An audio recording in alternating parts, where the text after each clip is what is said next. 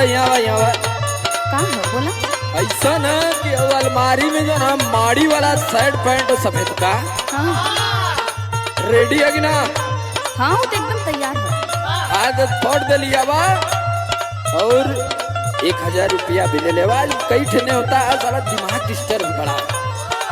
अच्छा न्योता करे जात हुआ का करी में चच्चट ठने होता बार बार साला अकेला आदमी गर्मी अथा पड़त है। सकेरे जाए तो हो जाए ना चारों, नहीं तो बहुत दिक्कत हो जाए।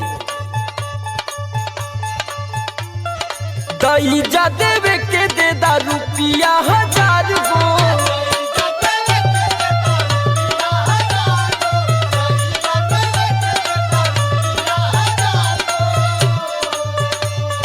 जो ही हना धान राते नेवता 1000 गो। अच्छा ठीक है बा।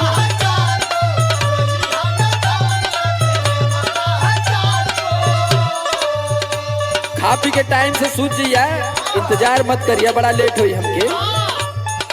दई जा देवे के दे दा रुपिया 1000 गो। कोई हना धान राते नेवता 1000 गो। पूरी खात खात पेटावा गड़ेला। अरे तो तने बचा के खई हा, इना की छेना उना पागे नहीं तो मार खा के कल राव राव खाली। अरे तो हमार तो छोड़ न तुनी चचा का हुई उतना पूरा चच्चर प्लेट छेना घोटत में। सैया गरमी हो डोले लगी बेना हो तनी कम खलो गन के छेना।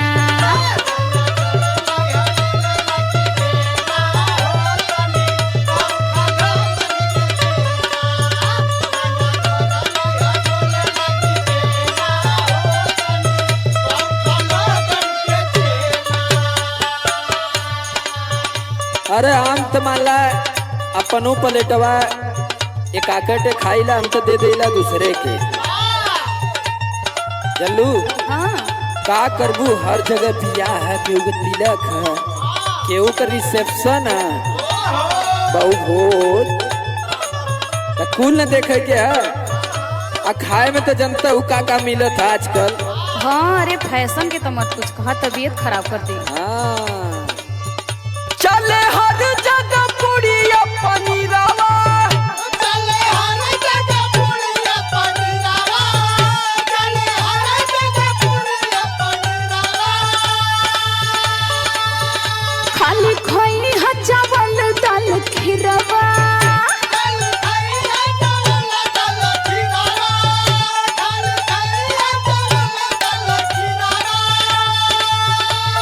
अरे केहू मानत है, सब अपने दुआरे चाहला कि कितना सेवा कर दी,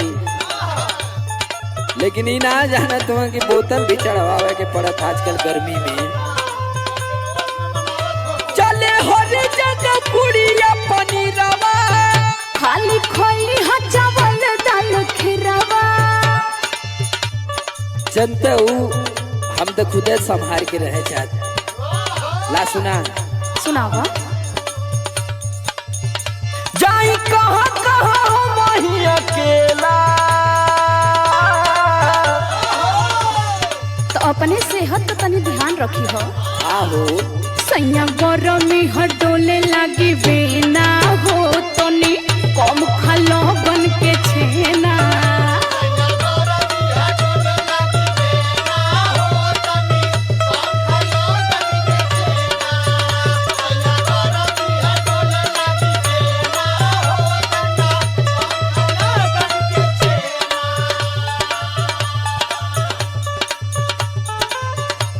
और क्या बताई, एक ठे तो न्योता हो तो जाए के जमनिया तना दूरे जाए के, यो बाइक से जाए के, तो जल्दी कर, लेट होता है। ऐसा नहीं कि दैजा कह के हर जगह से एक आध जगह खा के आराम से जल्दी चलिए है। कॉफी ने बता सके रे चलिए हाँ।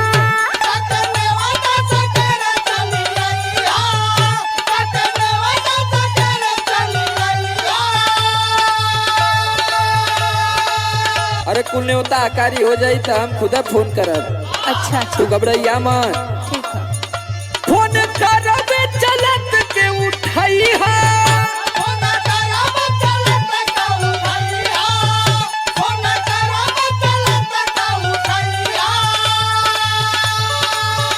कखनी बता सके रे चली फोन करब चलत के उठैहा समरल मई जून भर झमेला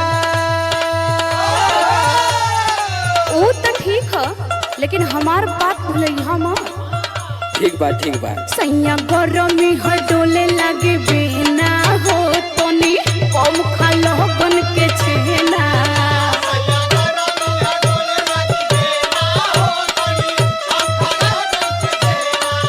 सैया